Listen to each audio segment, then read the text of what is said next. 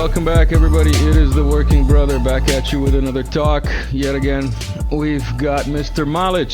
How are you doing, Nebojsa? I'm doing great. It's a beautiful day. Excellent to have you back. Lots of things have been going on in your life since we last talked. You've been extremely busy. We'll get into some of that. We've got a very interesting little talk lined up today. For everybody who's new here, hi, welcome. Like, share, subscribe, all that good stuff. This is a comedy show. Nothing we say here has anything to do with reality. So, yeah, let's get right into it. We've got a genocide special. You being from... should I say you're from Republika Srpska now? Or should I say you're from Bosnia? Because, like, it's basically like, you know... Why don't you tell us where you're from and how you feel about it? Well, I mean, I grew up in Sarajevo, which is most of it is in the Federation now. So that's where I'm technically from. But I spent most of my life at this point in the United States, and as of a few months back, I am in Serbia. Excellent. I was going to get to that. Yeah, you've come to Serbia to relocate, basically, and you've got your own thing going on YouTube now in Serbian. So for our Serbian audience members, check him out on YouTube. Glas iz Amerike, or the voice from America, not the voice of America. Right. A very important distinction. Yeah. Basically trying to explain how things are in the U.S. to people here. Seems like there's a bit of a demand there. I get a ton of questions every week, and I've even got a bit of a backlog now. There's been like 15, 16 episodes already. So I hear I'm big on TikTok. Excellent. That's good. Are you actually on TikTok? Like, are you doing your channel on TikTok, or is like somebody pushing that out? I mean, I put up the episodes on TikTok. It was a bit of a boomer joke here. Basically, you've got the short segments on specific topics on TikTok, so you can go more granular there as opposed to like a 10-minute long form on YouTube. But yeah, so if you speak the local language and you need to find out something about the United States, like, share, subscribe, drop me a question, and I'll answer it. Excellent. I'll definitely leave a link in the description. It'll be our first link to TikTok from the Working Brother. So, like, there you go. Thank you. All right, now we got some serious things to get into. Where's that Baerbock thing that we saw today? Did I save that? I must have saved it. I think I saved it first. There we go. All right. Also, before we get into that, and also because I need a background here, don't forget this channel is demonetized. So yeah, if you'd like to support the Working Brother and what I do, check out Buy Me a Coffee and Buy Me a Coffee. Now let's get into recent news. All-Serbian Congress or Assembly. What'd you have to say about that? It made for a really busy weekend in Belgrade. I mean, there was a lot more people out than usual. Seemed like people who took part in it had a lot of fun. I was actually I had previous plans, so I sampled the joys of the Chinese-made high-speed train to Novi Sad, but when I came back, I saw the fireworks and everybody seemed in good spirits.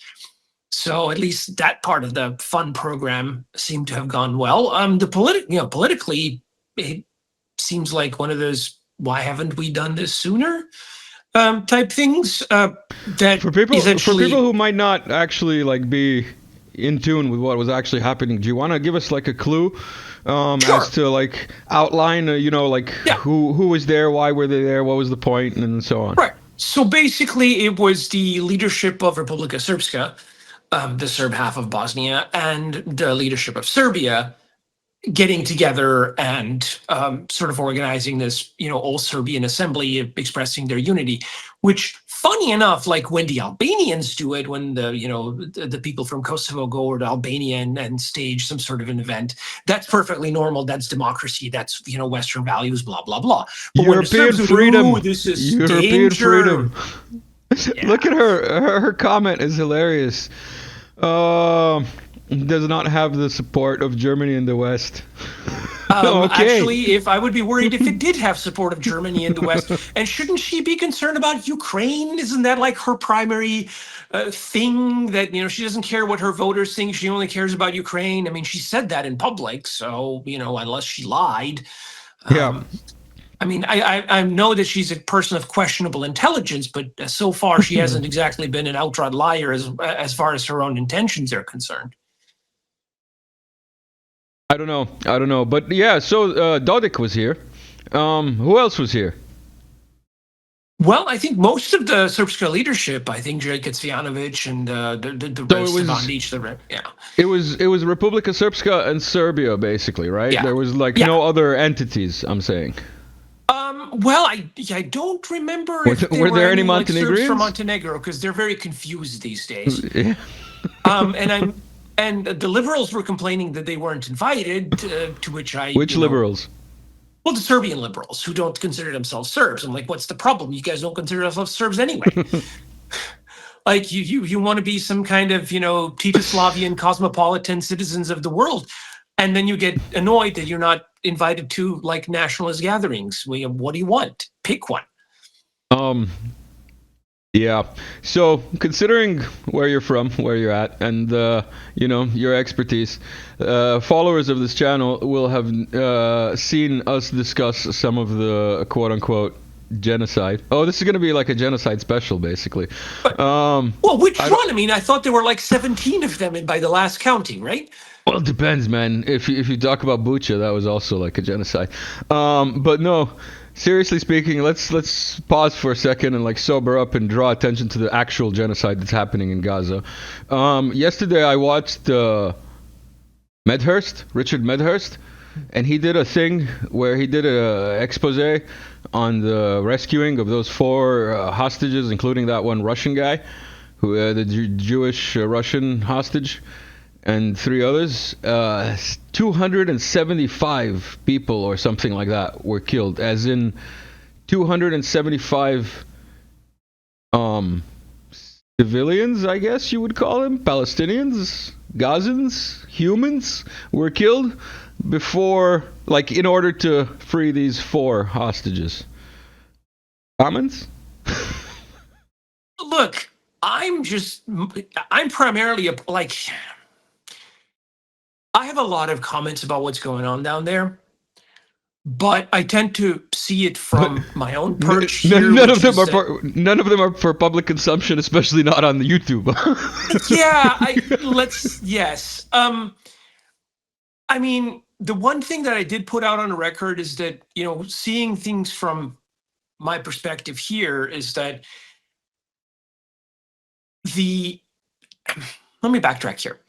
The whole Srebrenica resolution that was proposed by the Germans and the Rwandans, meaning the United States, in the Security Council, you had one after another these Arab and Muslim countries going, we see what you're trying to do here. You're obviously trying to distract from what's happening in Gaza. And it's a cynical attempt at manipulating public opinion and us. But oh, by the way, we're going to vote for it. And I remember watching this and going, what are you doing? Because again, at the end of the day, you've got people whose tribal and ethnic loyalties trump logic, common sense, politics, geopolitics, interests, etc. And this ended up being exploited by this resolution because I guess the point was to say that, these evil Serbs committed genocide against these good Muslims, and therefore, please vote for it, Iran, Egypt, Saudi Arabia, etc. And again, a lot of these countries, not all of them, but a lot of these countries recognized that they were being played and agreed to go along with it because at the end of the day, solidarity with Bosnian Muslims who are completely mum about this Gaza thing. In fact, I believe the head of the Srebrenica memorial was like, don't let Gaza distract from the real genocide, the one that happened to me. it's like this. It's like the Zelensky syndrome. Would somebody please, pay attention to me now because I'm the biggest victim? Give money. And again, a lot of people go along with it because they even when they realize they're being played, which is a really sad commentary on the state of the world. But you mentioned the countries that sponsored the resolution, and we've got like a meme here from the National Meme Coordination Body of Serbia, one of our favorite meme pages in Serbia, and it's like, come on, like this little image made the rounds. Everybody stole it from him about 2 weeks ago. But the point is, these are the countries that accused us of genocide. You want to go through them? You want to go through them one by one? Body count. Yeah. It's not even in millions. I think it would be in billions, maybe, realistically speaking. But every accusation is a confession. The fact that, confession through projection is one of those filters that rarely fails. It's the, stop thief syndrome, I guess in English you could call it, when, somebody's punching you and going, stop punching yourself. I mean, the Germans are very clearly trying to whitewash their own crimes by accusing the Serbs of genocide. This has been the case since the early 90s, and it's ongoing, regardless of who's in power in Berlin. We might mock Annalena 360 Baerbock, but she might be, let's say, less IQ endowed than some other foreign ministers in Berlin, but they've all basically, run the same policy on the Balkans, so it doesn't really matter. I think she's basically like a project, kind of like that American one. What's the name of the American one? Cortez. It's like that's nothing. She's nothing. She's just like an actress, a role, imaginary personality. And I think Baerbock is basically the same, only from the Nazi Green Party. I mean the fans of nuts. Right. They're all about the environment because depleted uranium is good for it. Yeah, I think the best compliment anybody ever paid to Cortez was when her party leader at the time, Nancy Pelosi, said, "What is she talking about? A glass of water labeled Democrat could win an election in her district." Kind of put her in her place, I think. Lol. No comment. I clicked on the wrong scene here. Let's see. We've got another meme here. This one I personally made. Does double jeopardy apply to genocide? That was all of Serbia that day. That one's a little heavy. Do you want to get into some of the details? Do you want to start with Nasser Oric? Do you want to start with globalresearch.ca? Do you want to how do you want to tackle this issue? So I mean, I could give our viewers a brief rundown of the whole Srebrenica issue if they care about it, which I assume they do since they're watching. Good job. And I'll put eye test in the background for everybody. So all of this talk about Srebrenica starts with July 1995, as if nothing had happened previously. And people tend to look at it in a vacuum. And obviously this is a mistake because by that point, the war had been going on for more than 3 years. In early 1992, when the Bosnian Muslims declared independence illegally, against the wishes of both the Croats and the Serbs, and tore up this peace agreement brokered by the Proto-European Union at the urging of the Americans, you basically had every town and village saw massive fighting as these militias squared off against each other, and whoever prevailed more or less ended up in charge. Srebrenica was under the control of the Muslim militia, which had previously successfully killed or expelled all the Serbs. In 1993, they tried to link up all of these enclaves in eastern Bosnia and failed, and ended up basically corralled into 3 of them, which was Srebrenica, Žepa, and Gorazde. And from there, and at that point, they screamed bloody murder to the UN and said, "Oh, we're going to all perish if you don't come in and intervene and help us," which, by the way, was the original strategy of the Bosnian Muslim leadership from 1992 onwards: shriek genocide to mobilize public support in the West and get Western countries to intervene, just like they did in Kuwait in 1991. People forget about the Gulf War, but it was very relevant for the Bosnian situation. Some that of us never don't. happened. Some of us don't. I was there, and then I was the Serb among all the Muslims who was the Serb killer right around that time. So yeah. I kind of figured you might relate. So here we are in 1993, and the UN doesn't quite go for full intervention because they don't have the wherewithal, and the Americans are still being worked over by their propaganda. And so what they do instead is they set up these safe areas, which is basically these 3 enclaves in eastern Bosnia and then 3 major cities in the Muslim-held part of the country that become these sanctuary reservations in which the Bosnian Muslim army can keep like 30,000-40,000 troops and essentially fight with impunity. And Nasser Oric, who's the local chieftain in Srebrenica and also the commander of what becomes the 28th Division of the Army of Bosnia-Herzegovina, the Bosnian Muslim Army, essentially uses this uses the UN peacekeepers as a shield. His troops go out raiding the surrounding Serbian villages, usually massacre the civilians, steal all of their stuff, don't take any prisoners. And if they do take any prisoners, they bring them back to Srebrenica and torture them afterwards. And he actually ended up being put on trial for that later by the War Crimes Tribunal, which felt the need to make a gesture and sort of convict him of something token. And it was just a even further disgrace, adding to their already inglorious record. But essentially, Oric's troops basically go marauding up and down the valley.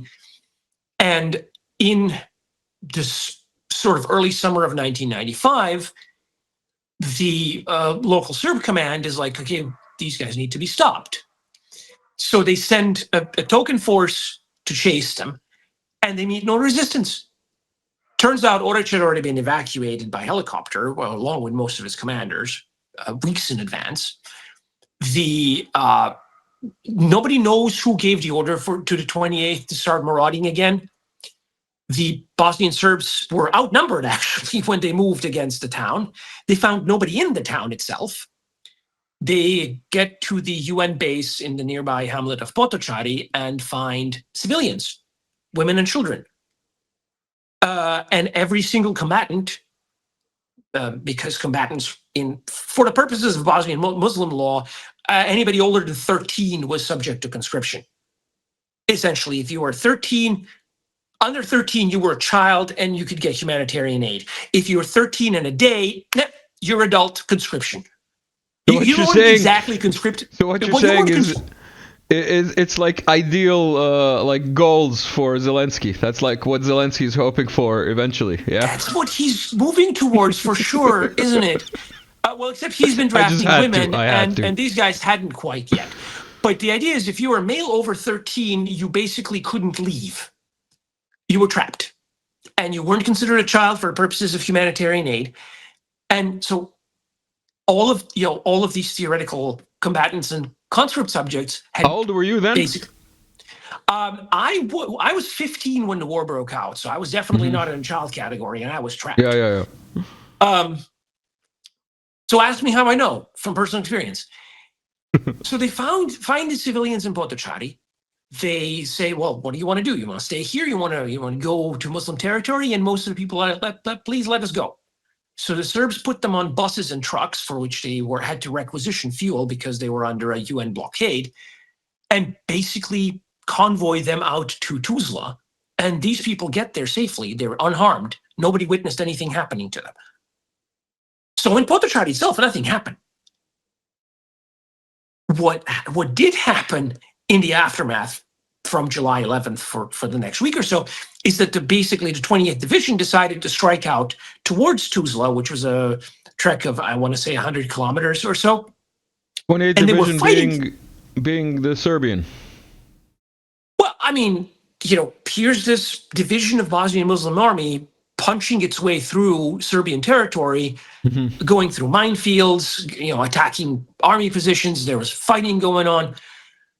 And so these people are obviously getting killed in the fighting.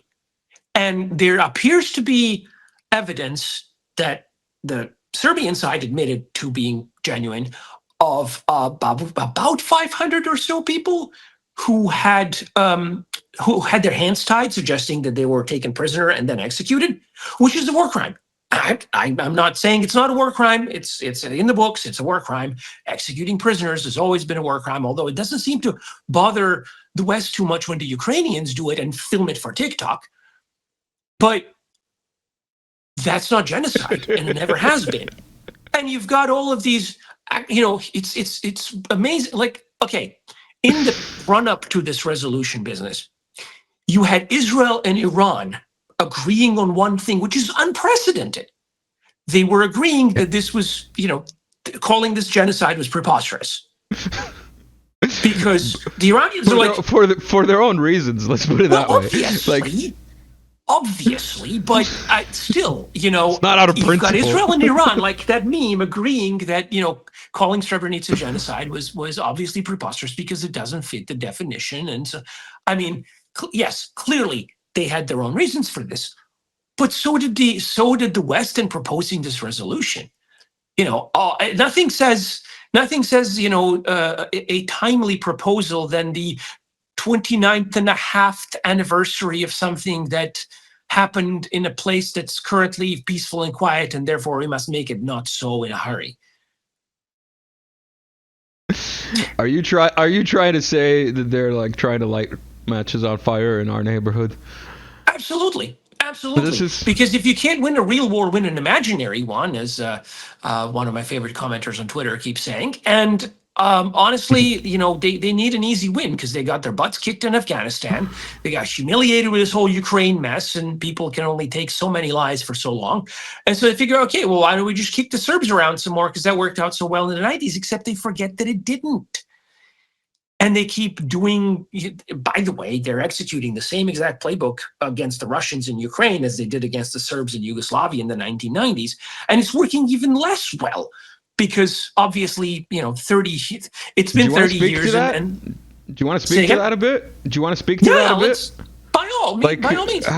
Because it is a copy-paste, carbon copy, basically. And also, subscribers, yes, and viewers, I'm aware that my camera started glitching again. There's nothing we can do. Get used to it. We got some ghosting going on. So, all right. This isn't something I made up. It's literally, there was an article in the New Republic in 2014 written by two ethnic Russians. Can you hear me okay? We still good? Yeah, I can hear you, but I might be invisible. Yep. Oh, no, you're good, but you stopped the ghosting. I'm frozen. I'm invisible. We might have to pause this and then edit it. We'll see what happens. Anyway, keep going for now. So these two ethnic Russians who are employees of Western NGOs basically say this was just as the war in Donbass broke out. Putin is Milosevic. We need to treat him the same way. The whole Donbass issue is like greater Russian nationalism that is a carbon copy of the Serbian nationalism of the 1990s, and we just need to, sanction, bomb, intervene, blah blah blah. And I remember commenting that this was incredibly stupid, that, they don't know what they're talking about, that this won't work because these are different circumstances and the parallels that they're making are ridiculous. And then when Western governments started behaving the exact same way, I realized that no, they're taking this seriously. And it became their blueprint. In 2015, one of the senior advisors to then President Poroshenko of Ukraine said, we should do what the Croatians did and prep our military and pay lip service to peace. And then when we're ready, just invade and destroy these separatists and wipe them out. He was clearly referring to the summer of 1995 and the operations Flash and Storm that destroyed the Serbian Republic of Krajina with not American tacit blessing, but actual coordination with the US military, which was pretending not to be involved. If that sounds familiar, stop me, because it is. And, the sanctions policy that they're trying against Russia, the demonization of everything Russian, the sports ban, the ban on trees and cats and travel and all this stuff, it's basically just a Western, like NATO version of Resolution 757 that was adopted against Yugoslavia based on just complete lies and fabrications in 1992 that saw Serbia and Montenegro put under these UN sanctions. I believe it was the first time that the sports sanctions were introduced, which was unprecedented before. And Let's pause at sports sanctions and this wonderful graphic of us in blue being the genociders. And I will pause this recording, and we will come back in a bit when I restart and actually get my camera working again. All right, everybody who's sticking around through the technical difficulties, thank you. And let's do this, and we're back like this. There we go. All right. Now I can edit this and post, and you guys will be none the wiser. Look, my camera even stopped glitching. You were talking about the Olympics. Was it the Olympics or sports? Right. Sports sanctions. Right. So in the early 90s, one of the things that was unprecedented was that, the resolution that sanctioned Yugoslavia for aggression in Bosnia basically banned it from competing in sporting events from the Olympics onwards. And this was considered unprecedented and cruel, and they've done the same thing to Russia now over Ukraine. Sports has nothing to do with politics, man. Like when they pick Greece for the Olympics, and then a couple of years later, economic crisis eats them alive. Nothing to do with politics, man. Right, totally unrelated. I certainly wouldn't be concerned if I were the French. Yeah, the French, man, they were gonna clean up the Seine. When I heard that fucking what's it called, proposal that they're gonna clean up the Seine so that they can swim in the Seine. Have you ever walked? Have you been to Paris? I presume you've been to Paris. No? Yeah? Yeah, it's that is a tall order on the best of days. Yeah, I don't think they could do that in 10 years, let alone the time frame that they were actually planning to do it. But let's get back to genocidal Serbs in Bosnia being kicked out. Tell us more. Yeah. So, I mean, at the time of Srebrenica, and this is another thing that people don't realize, I was in Sarajevo at the time. And I remember very distinctly, because that was part of my job, monitoring the news feeds from, the Serbs, the Muslims, the Croats, as well as Western media. And nobody seemed to be, making a big deal out of this. It was one of those, Srebrenica seems to have fallen. There's heavy fighting. The Muslim fighters escaped. And in fact, in Bosnian Muslim media, we're saying, a heroic breakthrough of our boys, through to Tuzla. They pulled off this forced march. Everything's great. Everything's fantastic. Serbs are evil. Please bomb them. But it wasn't until basically later that year that they started making noises about some kind of massacre or genocide happening. And you gotta keep this in mind. The Bosnian Muslims have been accusing Serbs of genocide since mid-1992, when those crazy clips of an emaciated man in a so-called concentration camp started showing up in Western media. It turned out that it was they were filming from the other, the inside of the fence to the outside of the fence, that this man had a legitimate medical condition, that everybody around him was perfectly fine. It was just warm. They were out in the open, and it was a refugee transit camp. But don't let facts get in the way of a good story. And later down the line, the actual international courts were like, yeah, no actual genocide happened. The only and this very court that adjudicated this was as far as Srebrenica, we're just not going to touch that, and we're going to stipulate that whatever the ICTY decided is correct, so we don't have to get tangled in that. Well, the ICTY, the NATO War Crimes Tribunal, basically conjured this genocide out of insinuation and emanation and penumbra, kind of like the whole, you can reasonably conclude that it rained based on the fact that, you see people carrying umbrellas instruction in the recent Trump trial in New York. And this is how the evidence procedure in the Hague Tribunal used to work.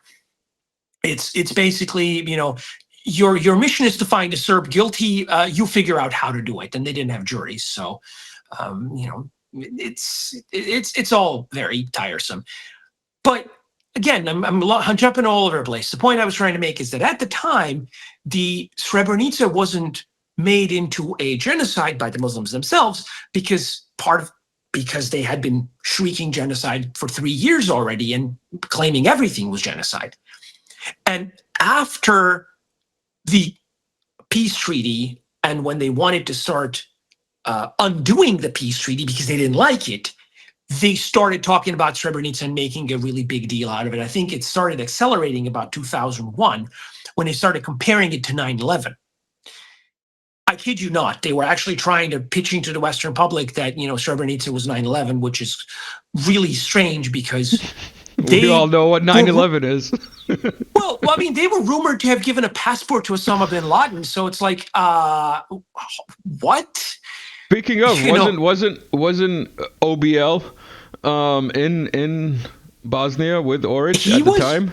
He was spotted by a German reporter who swears that she saw him in the Bosnian presidency. I didn't see him, but I didn't see a lot of things, and they still happened.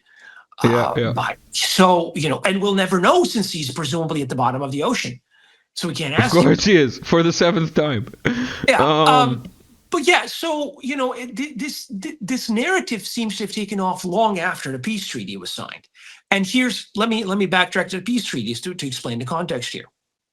This is the fall of 1995. The U.S. presidential campaign is about to kick off. Bill Clinton wants to be seen as the peacemaker. He doesn't want to be seen as an interventionist. There's a big Republican opposition to his intervention in Bosnia. He got elected on that platform in 92. The Republicans take over Congress in 94. He's facing a huge problem. And so he's trying to win the next election by being the peacemaker and put the Bosnia issue away for the time being. So he sends Richard Holbrooke to arrange this whole Croatian conquest business and then set up, bomb the Serbs, indict the Bosnian Serb leadership for war crimes so that Milosevic, the then president of Serbia, to negotiate on their behalf and thereby validate their prior that, this was all Milosevic's fault to begin with, which is kind of devious when you think about it. He assembles basically the leadership of Croatia, Serbia, and Bosnian Muslims in Ohio at this Air Force base near Dayton and says, okay, this is our plan. We keep Bosnia as an independent state, internally partition it so that 49% belongs to the Serbs because they had more territory than that. So they had to be reduced below half because Western corporate mentality. And, the rest belongs to this Muslim Croat federation that we had forcibly put together in 1994 by basically telling Muslims and Croats, you work for us now. If you don't reconcile, we'll stop funding you. And they get along like cats and dogs, except cats and dogs actually get together sometimes in real life, and these guys don't. So the Muslims are basically forced into this marriage of convenience that they don't approve of. They are told they're going to get 51% of Bosnia. They don't ask for Srebrenica in the talks. They ask for a land bridge to Gorazde. They're not interested in Srebrenica at all. The maps that the Serbs and Croats agree on, Milosevic is like, because Holbrooke goes in and says, I expected him to put up a bigger fight, and he looks at the map and says, fine. So he tries to deceive him and get Muslims even more territory, and Milosevic's like, no, that's not what you said. You got to keep playing by your own rules. And this is all from Holbrooke's memoirs. I'm not making stuff up. I'm paraphrasing it, but you can read it for yourself. It's called To End a War. It shows you what kind of man Richard Holbrooke really was. The good sides and the bad sides. But anyway, so at the Dayton Peace Agreement, basically they end the war on terms that the Muslims didn't necessarily want. And when the Muslims object, the Americans tell them to, shut the hell up, or we'll turn off all of this propaganda. And we made you, we can unmake you, essentially. And the idea is you sign this peace treaty. The U.S. will send you weapons, the Muslims' weapons, the whole train and equip program. And they will keep peacekeepers there for a year, and then they will leave. And then whatever happens, well, it's after the election, nobody cares. Except the Americans end up staying. The whole temporary arrangement that was supposed to last a year or so, it's still in place to this day. There's not 50,000 troops in Bosnia, there's like 3, but they still have an international viceroy. The last Which one is didn't illegal. even get which is Well, illegal. I mean, the last one didn't even get confirmed by the UN, and he's this, Yeah. former German agriculture minister who basically lost his job because he was in favor of giving Nazis pensions or something, and he's just running, pretending he has the right to run the show because the Americans have his back. And the Russians and the Chinese are like, no, we don't recognize you're not legitimate, but he pretends he is. And he's imposing, if you negate the genocide, I will punish you. Well, who cares, man? You have no power here. So this is sort of, both the Serbs and the Muslims, the Croats have sort of quietly annexed themselves to Croatia. They still mind the fact that, in national elections, they basically get represented by whoever Muslims pick as a token Croat, but they don't actually care enough to do anything about it. They just talk a lot. But essentially, both the Serbs and the Muslims resent having to live under this arrangement. But whereas the Serbs have made their Republika Srpska, their half of Bosnia, into basically a functioning state with its own institutions where things may or may not work really well, but they work. Whereas the Muslim half of the federation consists of like 4 or 5 completely dysfunctional provinces. Recently, Republika Srpska is exporting armored vehicles to Hungary.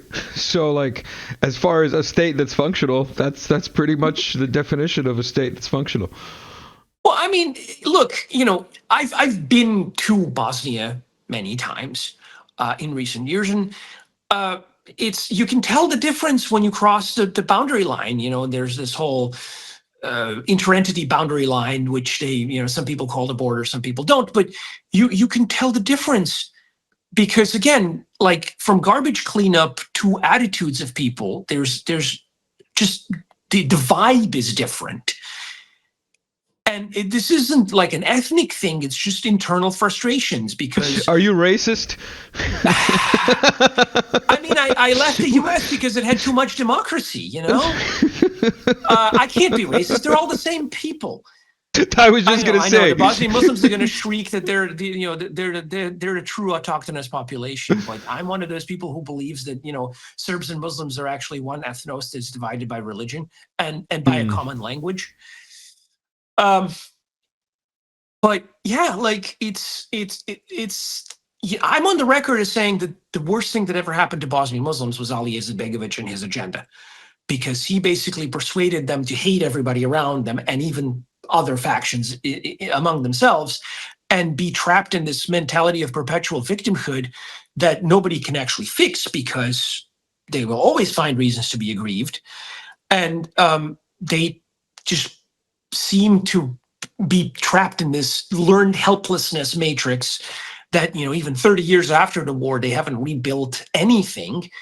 And they're essentially leaning into this victimhood thing to the point where, some parts of Bosnia remind me of some kind of victim Disneyland, like a theme park for foreign tourists where they go to be told war stories that, having been in that war and remembering things firsthand and watching these 20-somethings who weren't even born tell stories about how hard it was and what they were eating and what water outages, power outages, and all this stuff. I'm like, you don't know anything about this. I've lived it. How dare you? But they do. And these tourists who come from like Malaysia or Morocco or, Egypt or whatever, or Turkey, they don't know. They just assume that their hosts are telling the truth, because why would they lie? Not realizing that every time they pay for it, they give them further incentive to do this. And again, it's one of those sad things where, look, I grew up with these people. They were my neighbors. They were my friends. It pains me to see them like this because it's bad for them. I mean, obviously, it's bad for relations with the Serbs and peace in the Balkans. But on a more personal level, it's like I feel the sense of something between compassion and pity because they're miserable, and any suggestion as to how they can stop being miserable gets shot down. How are you doing with time? I know that you're more pressed with time than I am. Yeah, I got about 15 minutes. All right, excellent. So we can do some more of these memes. It's the Tiananmen massacre thing.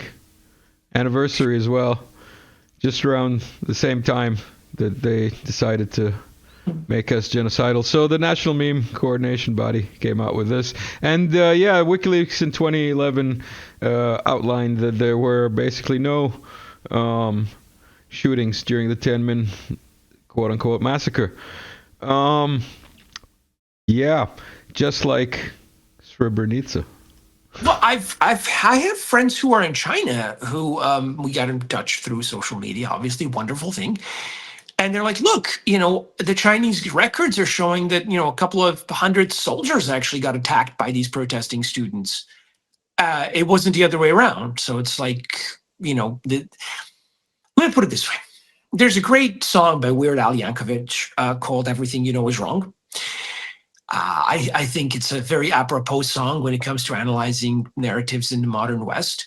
Obviously, to quote Dr. House, everybody lies, but some people lie more than others, and for different reasons. And when you look at these narratives that are the foundation of this globalist American empire, and you start digging, don't be surprised to find that there's nothing there. They're just made up stories. Vladimir Putin was giving very friendly advice to these Western agencies the other day. 2,000 years ago.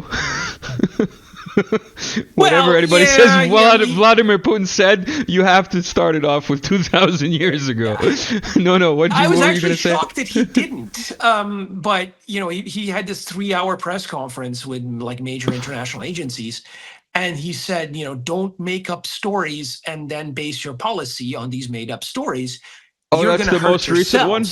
That's the most recent one, like 2 days ago or something, 3 days ago, 5 days ago tops? Well, this was about nuclear weapons specifically. I actually want to. Was it the China one? Was it the China press conference or the one he did more recently?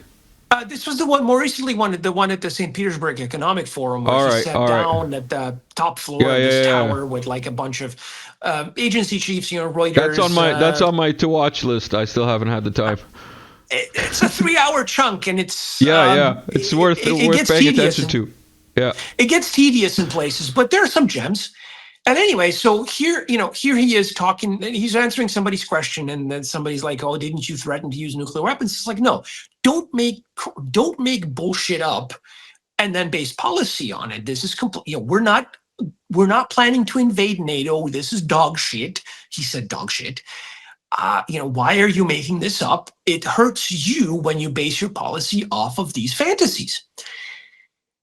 And oddly enough, like 2 days later, and I documented this on my Telegram channel, Reuters, whose senior editor sat in a meeting and knows perfectly well what he actually said, goes, yeah, he threatened to fire missiles against Western targets, but then changed his mind.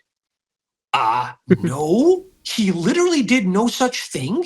He said, we're considering, as a part of an asymmetric response to these U.S. authorizations for Ukraine to fire American Western weapons into Russia, we're considering the possibility of supplying our weapons to third parties and seeing, who have access to American sensitive targets and see how they like it. But he didn't say we'll do it. Speaking of, the Houthis hit a British ship most recently, so yay Houthis. Ansar Allah. That's whatever one thinks about Ansar Allah. The fact that they've single-handedly, for the past 6 months, managed to shut down the Red Sea and the Suez Canal to first the Israeli shipping, and then to US and UK shipping, and then anybody associated with the US and the UK. Like, the more the Americans and the British try bombing them, the worse the situation gets for Western shipping. I don't know how many shipping companies and exporters they've bankrupted by now, but, Operation Prosperity Guardian. Let's check in on the status of Prosperity. Oops, unguarded still. I don't like the most latest story was that, the Houthis claimed they hit the Eisenhower, the U.S. aircraft carrier. And whatever, and the American military's like, nope, that didn't happen. Fake news. Okay, fine. Why did the Eisenhower flee 1,000 kilometers north? Why is her commander posting ridiculous cringe memes instead of, why did the supply plane that was supposed to take off on a daily basis miss 4 days? What's going on there? Oh, we're not supposed to know. But the prosperity remains guardian, right? How many ships are going through the Red Sea? None. Whoops. Yeah, I mean, the Houthis. it's funny because it's true. The Houthis kicking ass on that little corner. Srebrenica genocide. You said earlier to people listening to start digging in and to not be surprised the more they look into stuff to find out that they don't actually know what's actually going on. So one resource that I would recommend to everyone, especially on the subject of genocide, genocide. Genocide. Did it happen or did it not? Find out globalresearch.ca. We are not affiliated. Michel Shosudowski, I think, runs, or at least used to run a long time ago. Excellent articles about basically any topic that you are interested in. Nebojsa Malic, find him on the YouTube. Let me get that tab open. Where is it? Here we go. That's his Glas iz Amerike, and we've got a link in the description to his TikTok now, and also his nebulator on Telegram. Find him there. Nebojsa, is there anything you would like to touch upon before we do the outro here? Well, just that, this is a comedy show after all, even though you call it the worst comedy show on YouTube. And just a reminder subscribe to if you're new here. Like, share, subscribe. Buy me a coffee. All absolutely, everybody should subscribe. But I just wanted to say that for all the grim things that are happening in the world today, we also have these hilarious moments where the narrative collapses and you realize that the people who claim to be running the show are just absolute clowns and are as ridiculous as they are another R word that I probably shouldn't say. Retarded? So, you can say retarded. It means slow. Like when you're flying a plane, and you land, it tells you to retard the stick, to pull it back, because to slow it down. Yes, retardé. So yeah. Essentially, remember to laugh at power. And that way it doesn't have any power over you. Yeah, good takeout as the last point for the show. Everybody who's stuck around, oh no, we got some kind of issues. Around to the end. Thank you for sticking around. Like, share, subscribe. See you soon. Nebojsa, thank you for coming on. It's been way too long. Now you're here. Maybe we'll do in real life talk too, huh? We should. One of these days. We should. All right, everybody, peace out. Thank you for stopping by.